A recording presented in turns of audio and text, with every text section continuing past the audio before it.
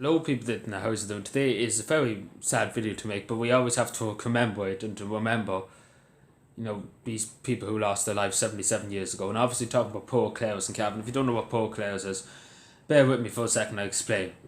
So this happened in 1943, this fire happened in 1943 in Cavan Town.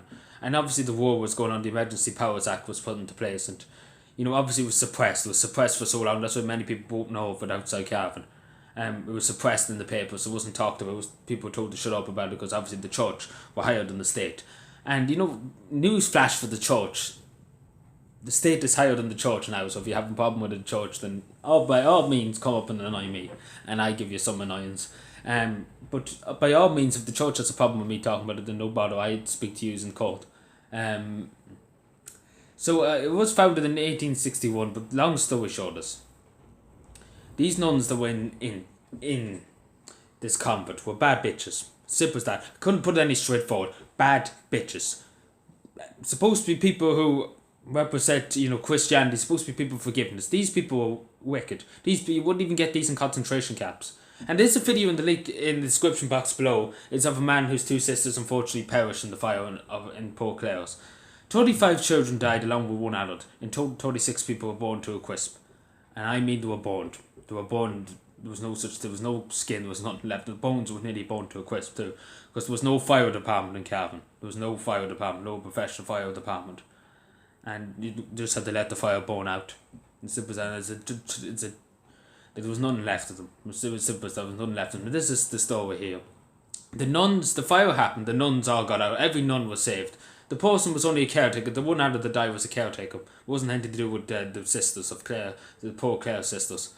And you know what they done? Because the girls were in their nightgown, this happened at 2 o'clock in the morning. And because the girls were in their nightgowns and obviously in their bed clothes, you know what the nuns decided to do? Lock them up and let them burn, instead of letting them outside, because they'll be in their nightgowns and there'll be embarrassment to them. They just decided to let them burn. And then, you know what the best part was too? The sisters stood outside, all of them got out, all the nuns got out, not one of them perished, not one of them tried to go in and save any of them. They all just stood outside and, and just let them burn.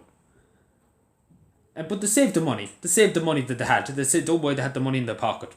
They had the money that they were saving up there. They had that gone. They took the money out before they locked the door.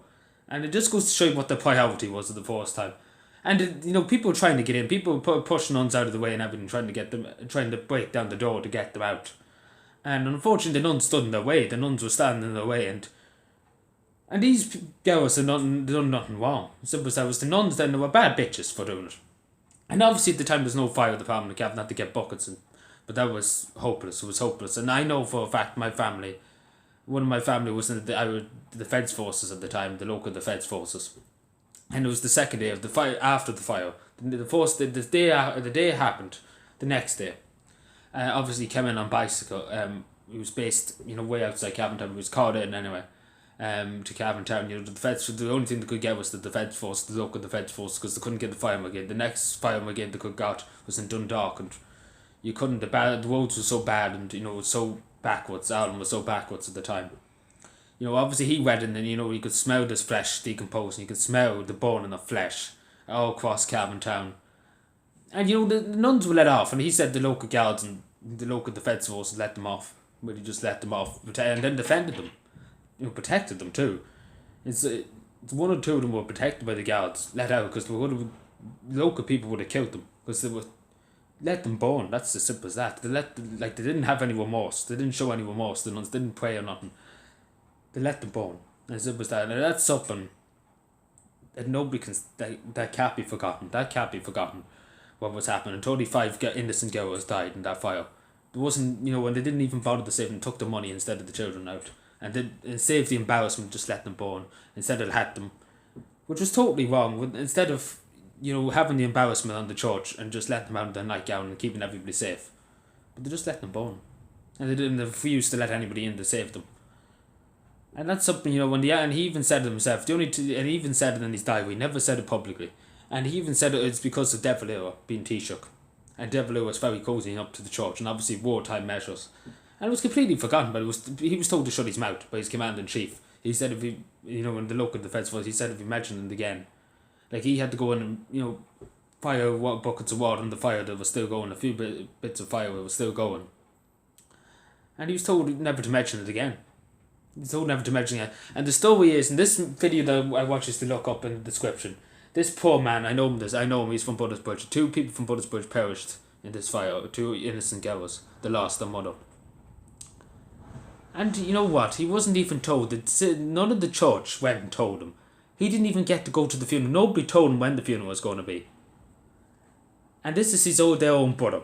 They didn't tell their brother, they didn't tell their father. And the thing about years ago, and I know a good few older people living around Cavan and I've talked to them. And I've talked to them about abuse in the church. And they talked to me about abuse in the church and the priests that have been abusing them. And especially during the 1940s when the Emergency Powers Act, the church was left one wild. And there was nothing said about it. Because it was wartime measures and everything like that in Ireland. And he said, nobody talked about it. People forgot about it. People were told to forget about it. People and priests told them to forget about it. And the defence forces told them to forget. Local governments told them to forget about it. The government even told them to forget about it. And it wasn't allowed to be put out around the country. It should have been broadcast around the whole country if that was right. That 26 people perished in the fire in Cavan. But it wasn't said outside Cavan. It was in none of the national papers. So it was completely censored. It was never mentioned, and he was told not to mention anything. He was told not to even put it on a report. Like, there wasn't even a report done, but there was a report done in the 1950s, but there wasn't a report done straight away. And it's just because he said even in his diary, he even mentioned that you could smell the flesh. And he said he'd never forget it. He'd never forget the smell of the flesh, the flesh decomposing. And, he even said himself when they were taking out the bodies out of the burning wreck of the place, to get the bodies into a grave that's on the other side of Cavan. There was nothing. He said there was literally nothing. He said in his diary, and he even said it to my father, because he was my father's father. He even said it to my father. He was physically sick for a long, long time, and he had to take off a good few days of the defence forces because he was physically sick, because there was just nothing left. There was nothing like a body at all. It was just the bones were so blackened with just from the fire. It was unrecognisable what was a body part and what was not a body part. And these were innocent girls, and he couldn't get over how people just forgot about it. And for a long, long time he said nothing about it until nearly he died. He died in the end of the 1960s. He said to my father about it, but he never talked about it. He never talked about it because he was told not to talk about it. And only before his commander-in-chief died a few years beforehand, he would have never said anything. Because he was afraid of what the church would say, because the church were still high and mighty. And I'm saying to people, the church are not high and mighty. This unfortunate thing that happened to these poor girls, every nun survived. None of them tried to go in to save them. They tried to save the money, of course, but they haven't bothered, to save the children. And we have to never forget this. And people say you're bringing up bad memories, but we can't let the past die. These people died, and these people suffered. This shouldn't have happened. Simple as that. And they should have been and every one of the nuns should have been prosecuted. Simple as that, for manslaughter. Simple as that, because they wanted them to die. They wanted them to die. And only for there was a war going on, I'm sure the probably would have been let off anyway, but it's not on. And I really and I know, and I'm asking people to go and watch this video and you understand a lot more. But it's tragic. It's really, really tragic. And then, everybody that was, priests and nuns should have been held to account. And as he wrote in his diary, his grandfather, I don't know what he'd be my grandfather, my father's father, but as he wrote in his diary, it was just nothing said about it. They were told to be quiet, and people who tried to get in to save the children were more or less crucified for the church. But and guess what? They used the word. One person he knew committed suicide because he was so grief-stricken by what he'd seen that night. He was trying to he obviously got an axe and tried to hatch it down the door, and the nuns getting in their way.